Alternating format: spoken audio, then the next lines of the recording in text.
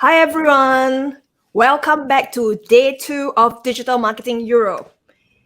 And I'm very excited today to bring to you a wide array of speakers, very established speakers. And I'm Clarice Lin, your host for today in Tools and Channels track. Some of you might have seen me yesterday where I talk about YouTube marketing, but if not, then hi everyone. And I would like to know, where are you from today? Put it in the chat. I'd like to know more about you and what do you do.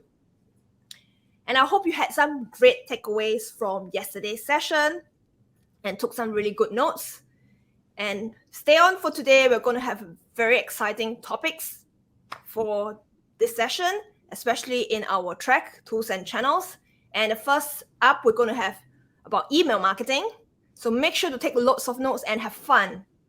And first up, we have today a very established speaker. So Valentin Radu, he's a perseverance experimenter. He has gone through a variety of different jobs, companies, and entrepreneurial ventures before identifying the real needs of customers and defining the perfect go-to-market strategy. Now he's an entrepreneur, data-driven marketer, CRO expert, CVO evangelist, and international speaker. Valentin is the CEO and founder of OmniConvert. He's also the creator of the CVO methodology, the smart way of doing e-commerce. CVO brings you happier customers and focuses on shifting the focus from the short-term gains of hustling new clients towards being genuinely helpful and relevant to the customer throughout your relationship with them. And he's going to bring to us this topic, achieve better results with SMS and email marketing using RFM segmentation. And before I bring him on, I want to highlight that please interact with us in the chat, because our knowledge partners, Pat and Manning, will be awarding the most active attendees who rate our sessions and leave comments with free ebooks. So please join us to welcome our first speaker of today, Valentin Radu. Ta-da! Hi there. Thanks for your warm introduction, Clarice, and thanks everyone for being today with us. My purpose here is to help you extract some wisdom from my head, because I've been in this e-commerce strategy for 17 years now. I've built my own company in e-commerce. We've got to become the market leader in Romania in the online car insurance market. And today I'm going to speak to you about consumer behavior in e-commerce, how to understand it and influence it through email and SMS. That being said, a bit of housekeeping. Before anything, let us know if you have questions. Let us know, because I'm here for you. So what we are assisting is that the environment is changing. In this nice GIF here, imagine that you are this fellow over here, and even though your assumption was that the bar was closed like this, then reality hits you. So basically, it's not like you presumed. And that's happening with a lot of companies, with a lot of marketers, with a lot of people.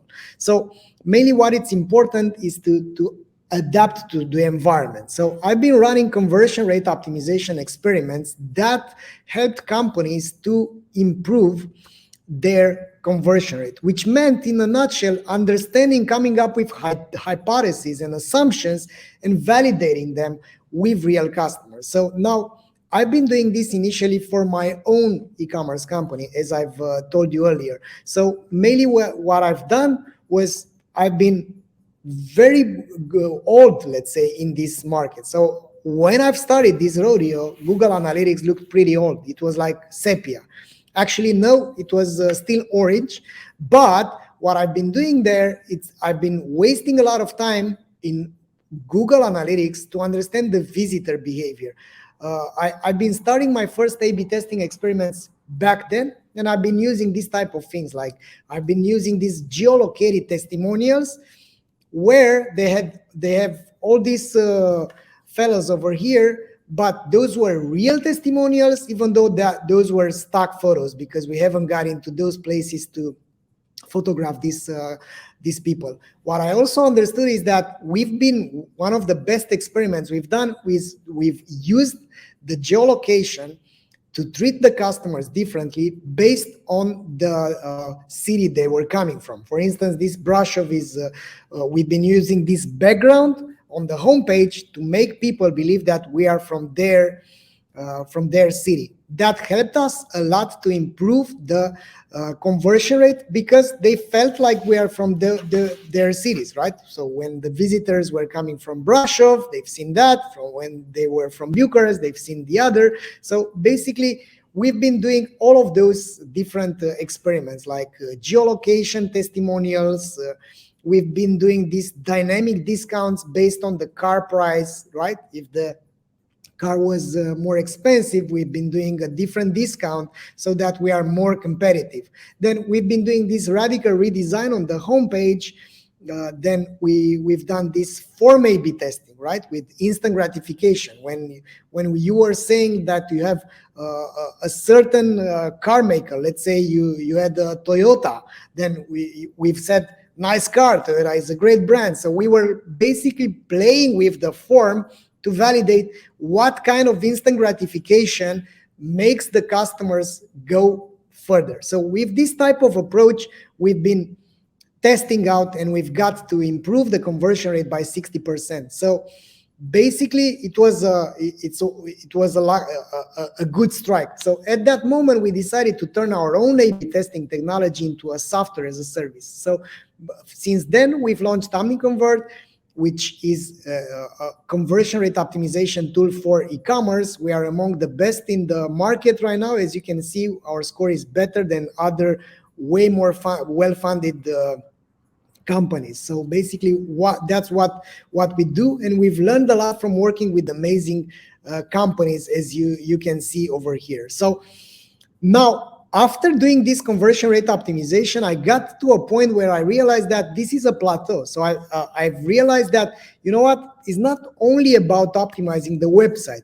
Email matters. Other channels are as important as this one, because it's not only about optimizing a step from the customer journey, it's optimizing the entire customer journey. So after having this aha moment, I've started to do all of those presentations, and I've dried my mouth talking about these principles of growth by focusing on the customers and by giving them a flow, a user journey, which is relevant throughout these different channels. So that being said, this is me, and that's what I'm going to address in this session today with you guys. And I'm going to stop right here. Again, if you have any questions, feel free to ask them here on the chat. Otherwise, I'm going to feel alone right here, right? So by the way, I'm in this place, which is I'm at an university in Athens. Yeah, I'm alone in this room. So don't make me feel more alone by not asking questions. So in our today's session, we're going to address these topics: how consumer behavior works, what is RFM segmentation and why it matters, how to use the jobs to be done methods to understand your customers better, how to influence consumer behavior with RFM email flows, and I have a small gift for you all. So let's get the party started. So how consumer behavior works. Now, what I've understood in these 20 years of entrepreneurship and 21 years of entrepreneurship and 17 years of e-commerce, I've understood that in order to change the customer behavior, you must first change the company behavior. So it's not like I'm coding from someone, but I said that, you better believe it, because I have a ton of experience and I felt this on my own entrepreneurial skin. So that means you can't be hypnotized only about the customer. You should always focus on the things that you can control, which are the way you are behaving within your company towards your customers. So there are only 3 ways to change the behavior. According to BJ Fogg, which is the author of Tiny Habits, I strongly recommend you this book in case you haven't read it. There are these 3 ways to change the behavior. 1, you have an epiphany. which basically means that your doctor tells you, you know what, you are suffering from lung cancer. And that's the moment when you are changing the bad behavior of smoking, right? Or you get dumped by your girlfriend and you realize that, you know, you're pretty chubby and obese, you need to do something. And that's when you go to the gym and you keep the momentum going, because you have this epiphany that you are unworthy of the love or of your girlfriend. So these type of things are changing the behavior. But of course, we are living now, we are focusing in the e-commerce arena. We are focusing on this type of, let's say, in this environment, in this economic environment, what kind of epiphany can we deliver to our customers? To be honest, not too much, right? So that means the other ways to change behavior are the ones that we should be using. And the other ways are changing the environment, right? So basically, you help your customers through a different way. You know, you construct, you build with your messaging and with your prompts, as you will see right away. You change the environment, and then you help them create tiny habits. Of course, the most important is creating tiny habits, but how you do this, how you get people into those habits. So this is the behavior model from Professor BJ Fogg. Yeah, the behavior is the result of a motivation and an ability and of the trigger, which are all of those three are occurring at the same moment. So let me help you with that. So let me help you understand it properly. So if you are motivated, yeah, so let's look at this axis, right, on the y-axis. If you have a low motivation and a high ability, you're not going to do something no matter the trigger. What does it mean, a trigger? In our context, the trigger will mean an SMS or an email which is being sent to our customers, right, to our consumers. But it all depends also on the motivation towards that. So of course you can affect the motivation through your copy, through your subject line, and of course you can change the ability a bit by giving them some kind of discounts. By the way, a discount is not increasing the motivation. It's affecting the ability. So let me give you an example. Let's say you want to go to the moon. Is anyone here that wants to go to space or to the moon? If you are, write me in your comments so that I feel lonely here, guys. So if you want to go to space, some of us will be kind of motivated, some of us will be so and so motivated, and some of us would be not motivated at all. Yeah. So these are certain degrees of motivation. So if you look at this axis, let's say we are sitting on the axis, we are sitting here at the high motivation. But which ones of us afford to pay 400,000 euro to go just in a trip, suborbital trip with the Blue Origin? Not too many of us, right? And that's the ability. So having the money, having the time, having the luxury, having the resources to buy something is your ability. The motivation, it's what comes from within. It can be intrinsic motivation and extrinsic motivation. So basically, the triggers are succeeding if you have also a good enough motivation and a good enough ability, right? So here, these are not succeeding. Having that in mind, let's go further. So the first thing that I want to recap is, in order to change the consumer behavior, you need to understand both the motivation and the ability. And of course, you need to send the right triggers at the right time. For instance, when is the right moment to send an email for a customer according to the relationship we have with them? But to understand the relationships you have with your customers, we need RFM. We need the recency, frequency, and monetary value. So first of all, let me help you understand what RFM means. As the name says, RFM stands for recency and frequency and monetary value. So that means when your business has more than 30% of the revenue from the returning customers, you have to do RFM segmentation so that you can understand what is the impact. For instance, in this example, you can see that 25% of the customers generate almost 60% of the margin and on the revenue. If that's the case, that means you have to do this RFM segmentation. So RFM stands for recency, frequency, and monetary value. That means you give scores to the customers according to how recently they've bought, how frequently they've bought, and what's their monetary value. So that means how recently have they done the last purchase, how many purchases they have, and how much they've spent in total. And to suggest you how this works, I prepared this beautiful design that I've made myself in Canva. So let's look at a bit at how it works. Some of your customers will be new passions. Okay, so what does this mean? So what new passions means? So a new passion customer is a newly acquired customer that has only one order and despite the fact that he placed only a single order, he is among the best customers when it comes to monetary value. So that means they have high recency, lowest frequency, highest monetary value. Yeah. In 30 days, if we look at what happened to those customers, you realize that 75% of them are having still the same number of orders as before.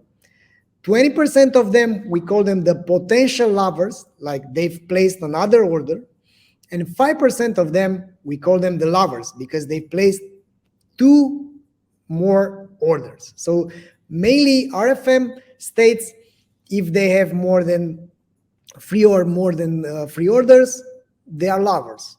If they have 2 orders, they are potential lovers. If they have only a single order, but they have the highest monetary value, and it's within the last 30 days, they will be still new passions. Now, let's look at what happens after 90 days. So after 90 days, some of those customers will become soulmates, right?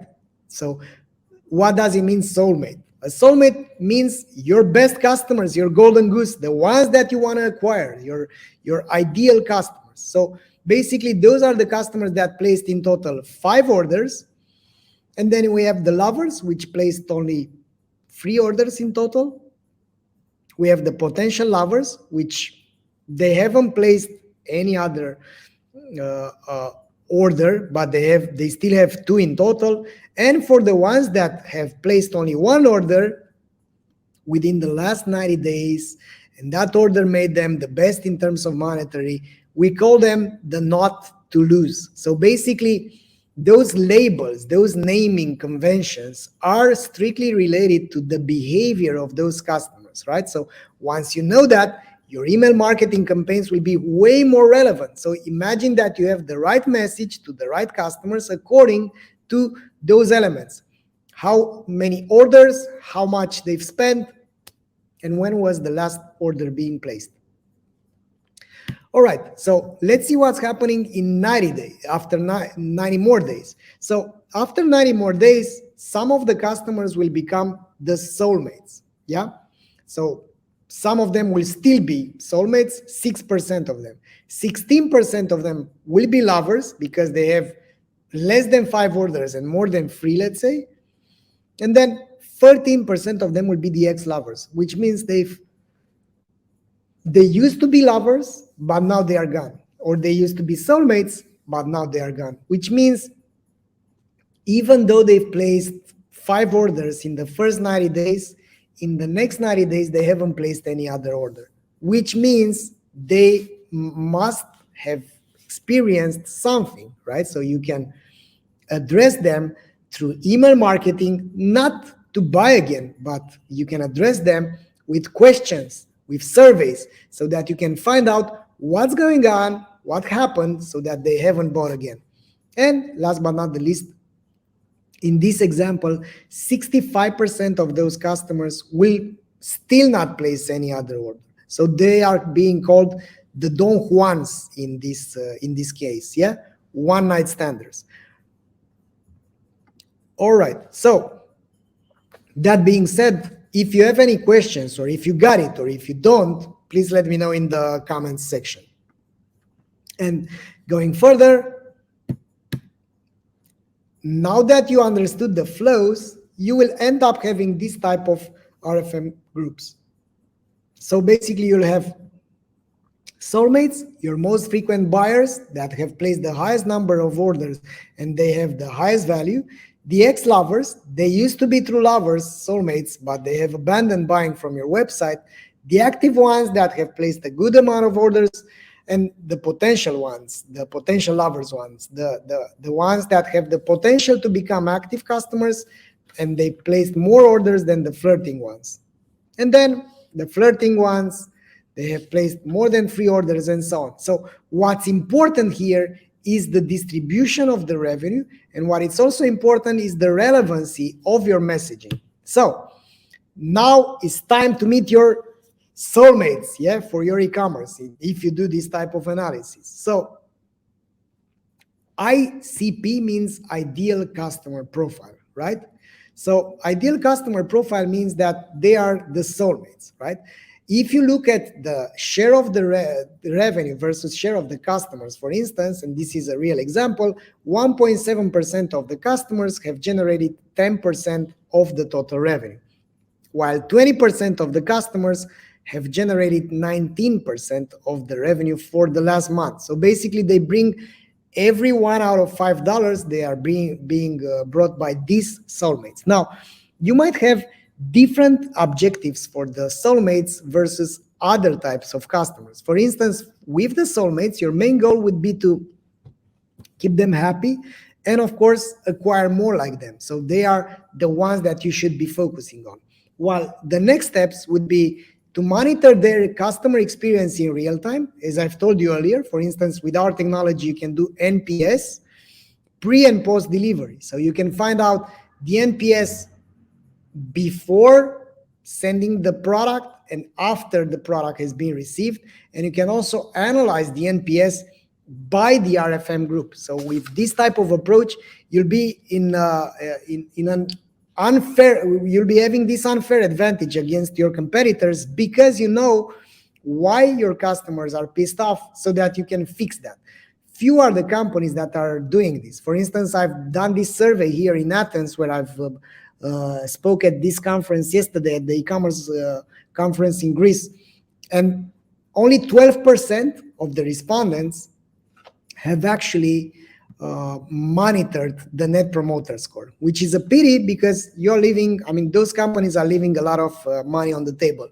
I'm gonna stop a bit to drink this, my last drop of water from Athens. They have this nice eco-friendly packaging. So if you have questions in the meantime, let me know.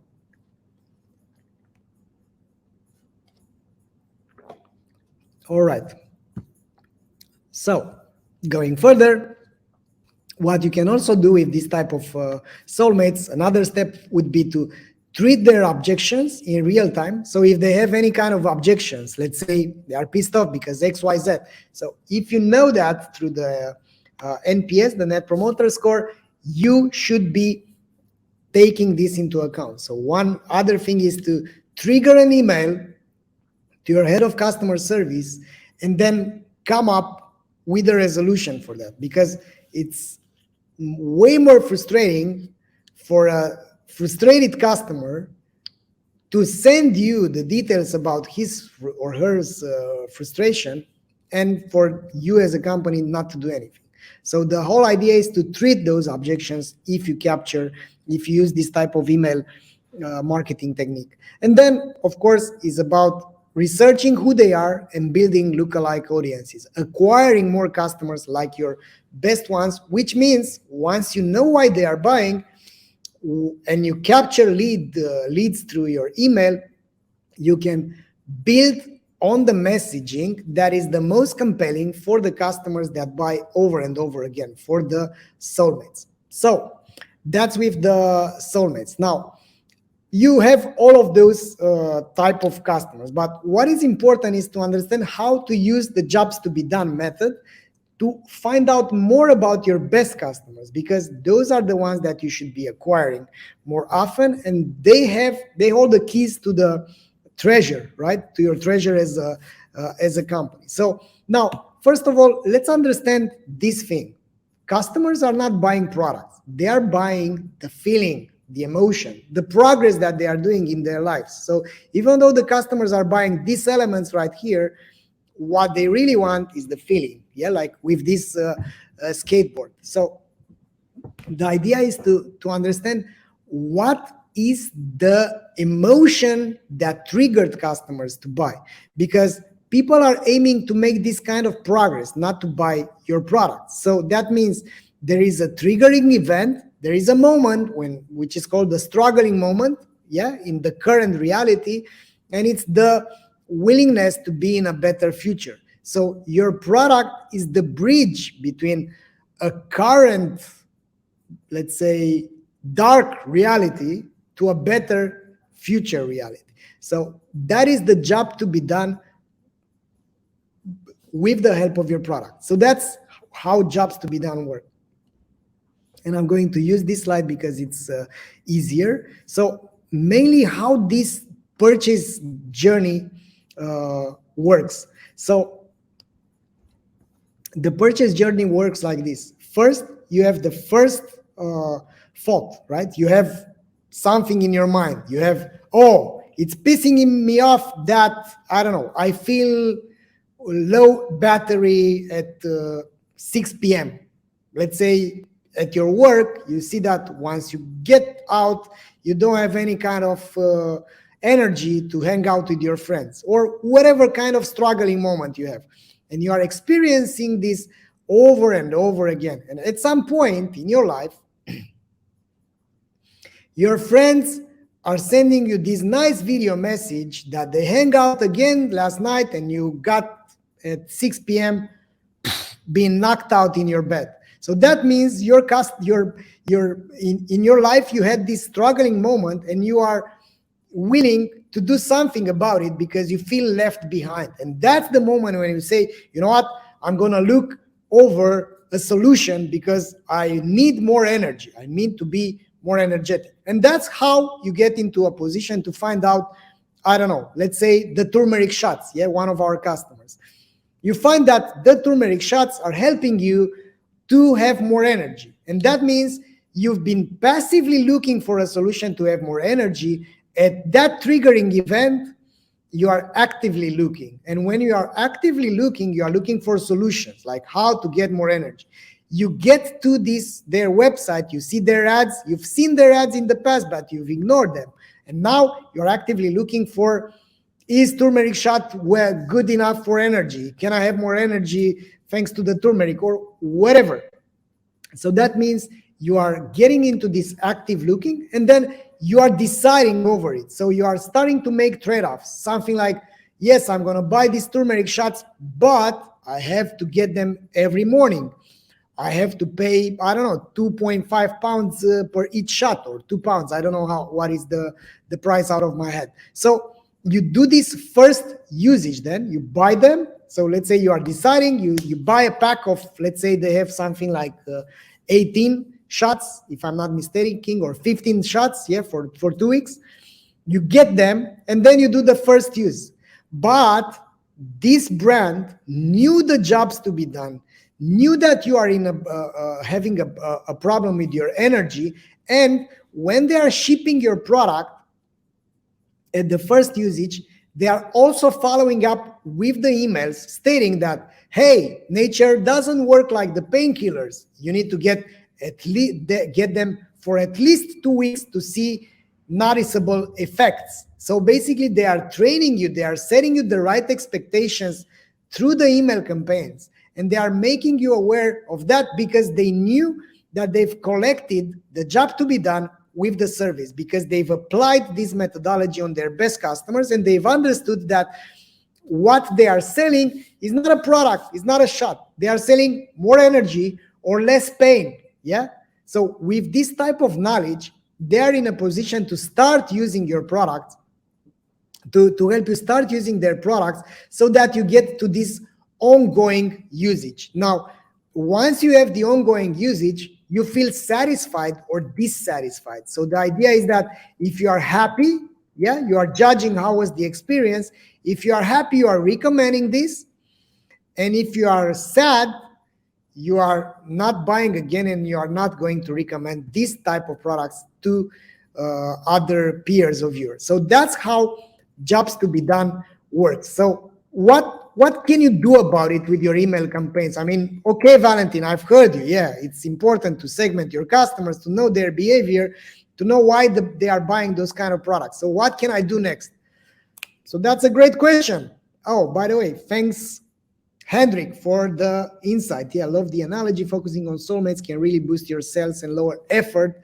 Yeah, something I'm trying to best to focus on.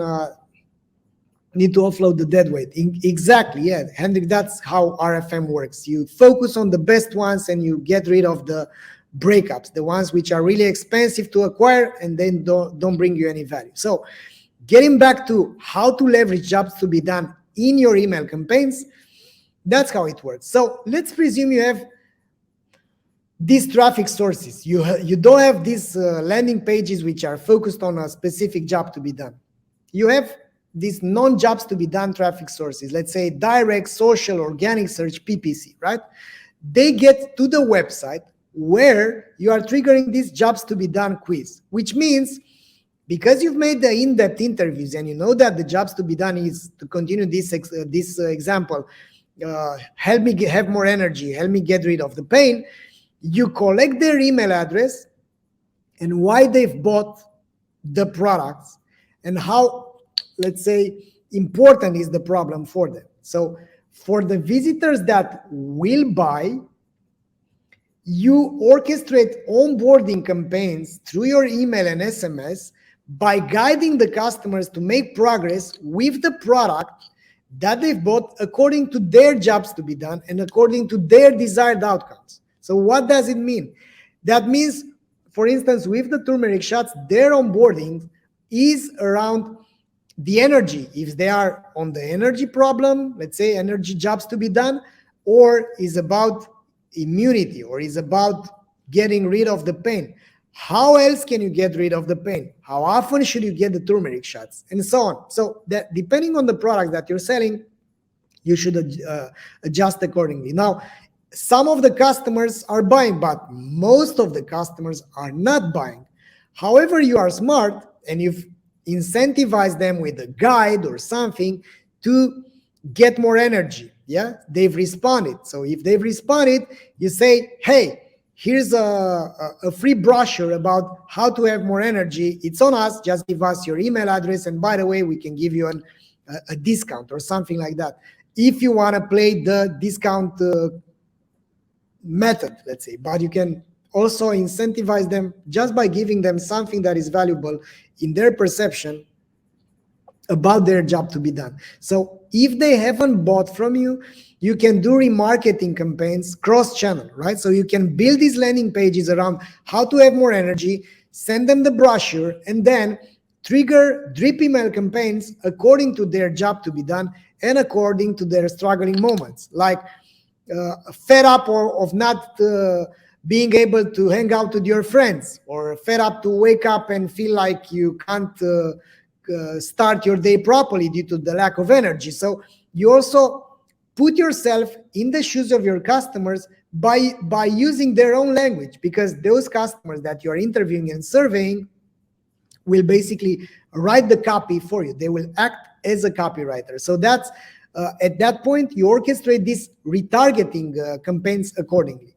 So going further, if you have, that's with the non-jobs to be done campaigns, but you can also build landing pages according to that, so that you have distinct landing pages for distinct jobs to be done. So that means you amplify the relevant struggling moment with your ad campaigns, with your email drip campaigns for the leads, and with those particular landing pages according to each job to be done. So that means for the visitors that will not buy, you do the same remarketing, ongoing remarketing campaigns. For the customers that will buy, you orchestrate these onboarding campaigns to get them into the habit of consuming your product and then buying it again.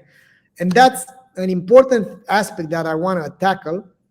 So if you are not consuming a product, if you're not using, if you're not extracting the value from that product, why should you come back to buy again? And few are the companies which are pacing their email marketing campaigns based on the product that they've sold or based on the quantity that they have. For instance, for these turmeric shots, if you know that you have supply for, let's say, 1 month, any other communication about buying again shouldn't come earlier than 25 days, let's say. Yeah. So you can send a replenishment email to buy again in 25 or 27 days, depending on your customer journey. So that's how you orchestrate these onboarding campaigns. Besides the replenishment, you should be doing other things as well. So now it's time to learn how to influence the email marketing with the RFM segmentation. Again, if you have questions, don't feel a stranger, because I'm here in this room in Athens at their university, and I'd love to have some questions from you guys, because I have only 4 more minutes to answer them. So how to influence the email marketing with the RFM segmentation. So let's say we have the soulmates, right? The best customers. They're entering the segment. You tell them that they are among the best customers, and you might send them a special incentive or something to recognize and to show that you're grateful for them. In the day of the delivery, you sell them these product benefits and the cross-sell. After they receive the product, you make sure that if they are a promoter, you send the NPS to find out what's their experience. So in 3-5 days, after the buying, after the purchase, you send them this post-delivery NPS, which means if they are promoters, you send them a product review. If they are not promoters, if they are detractors, you send these to customer service, and optionally, you can, let's say, send them a voucher because they've been dissatisfied and they don't want to, you don't want to lose them. And then, based on their ADBT, which stands for average days between the transactions, you can send them a reminder and an extra incentive. Now, that's with the soulmates, but what about the new passions, right? At the new passions, at their first order, in the first day, you onboard them, right? In the day of delivery, you instruct them how to get started by leveraging your product, and send them some social proof to amplify their motivation of actually using the product. 3-5 days after, you do this check-in. Hey, how's it going? Depending, of course, these 3-5 days are not set in stone. These are based on when you are getting value from your products. For instance, when you want to amplify the behavior. Then 5 days after, based on the average days between the transaction, you can do this cross-selling and sending them an incentive. And basically, you decide if they've got it, you exit the flow, or if they don't get the incentive, if they don't use the incentive, you send them a reminder. And then if they get out of this, I mean, they are getting out of the flow if they haven't used the incentive. So that's how you use this. So all that you've seen over here is part of a bigger picture. It's called the CVO methodology, right? So it has to do with the customer research, with the internal alignment, and then with marketing and onboarding, prevention, and reactivation campaigns that are made across the channels. That's the complex CVO methodology. We have a solution for that by capturing data, sending data through Klaviyo, email tools, or attentive SMS tools and other tools to become relevant according to the RFM segment. We are helping a lot of companies like Decathlon, like Culture Kings, like Mob Expert, like Max Mara, or Biome Health, that improve their lifetime value by 24%. And my gift for you is a free course based on the CVO Academy, because we have this way of doing things way more comprehensive and way more strategically for your e-commerce or for your agency, if you are struggling to keep and generate way more better results for your clients. And another thing is that I'm writing a book. It's called The Customer Lifetime Revolution, the CLV Revolution. You can transform your e-commerce with customer value optimization. Here is the link. You can read the first chapter. The book is going to be out there at the first week of June. So that being said, thanks a lot. Let's connect via LinkedIn in case we want to stay in touch.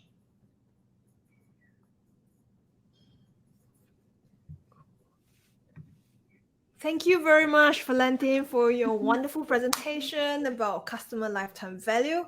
Love your charts that you have designed and created. They look really, really insightful, and they look very cute. So I really like them. And Thank you, Claire.